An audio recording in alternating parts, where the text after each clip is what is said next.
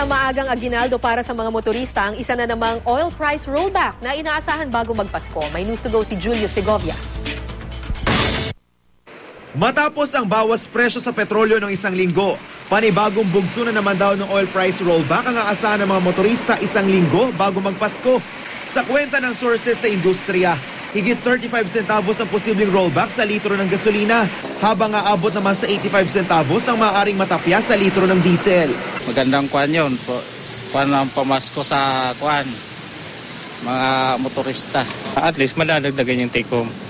Oo. Tsaka traffic ngayon, kung mataas yung gasolina, yari na naman kami. Kasi Christmas season, alam mo na, traffic.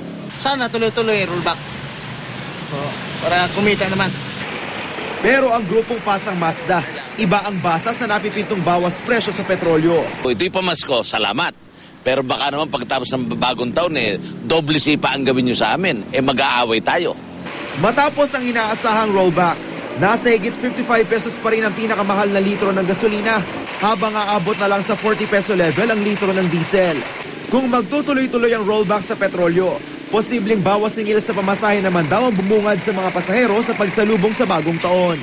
Kung talaga ipagpapatuloy ang pagbantot, ito'y bumaba ng 36 na sinasabi namin, kami na mismo ang magro-rollback ng pamasahe namin to 750. Isinantabi muna ng hanay na transportasyon ang petisyon nilang 2 pisong dagdag sa 8 pesos na minimum fare sa jeep nang magsimulang bumaba ang presyo ng diesel. Nauna nang sinabi ng LTFRB na walang aasang dagdag singil sa pamasahe sa jeep hanggang matapos ang taong ito.